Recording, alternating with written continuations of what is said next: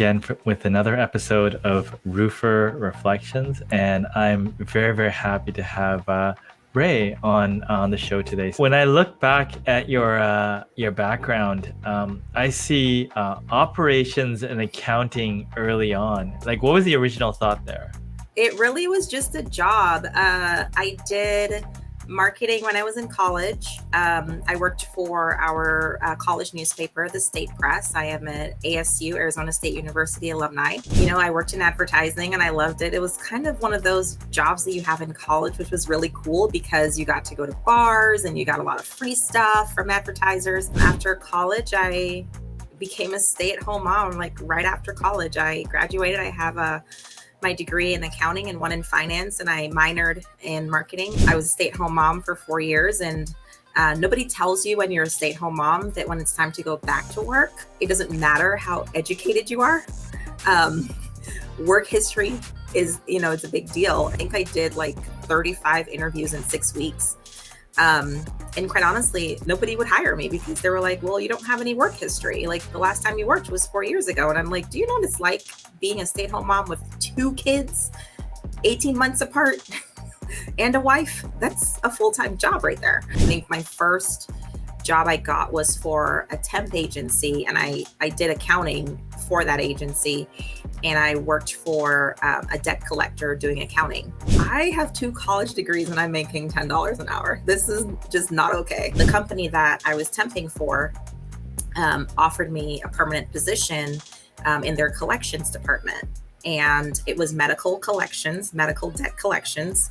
My moral compass did not align with their values.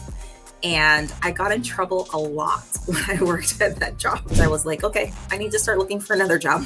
I can't do this anymore. That's how I landed here at this company in roofing. They were looking for someone to work in their accounting department. I applied. During my interview, the general manager at the time, she said, I don't think you would necessarily enjoy being in the accounting department based on your personality. I think you'd prefer being in our production department. Sure, I mean, it pays more than I'm making now, so I don't care. I'll do it. I started here and I was taking over from someone who had given her 2-week notice. She was moving out of state.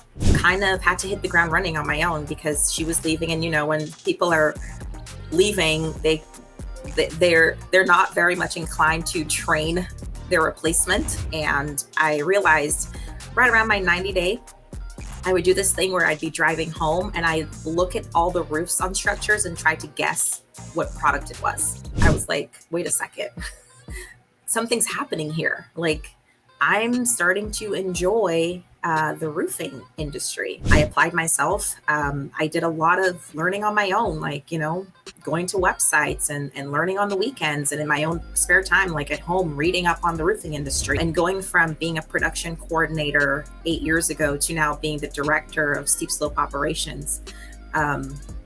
I mean, that's crazy, right? You look at that and you go, oh my gosh, that's growth. Our company has grown exponentially, and the opportunities that have been presented to me has shown that. Other people, that are considering coming to the industry. I mean, what do you tell those people that come to you and say, hey, I'm considering coming to the roofing industry?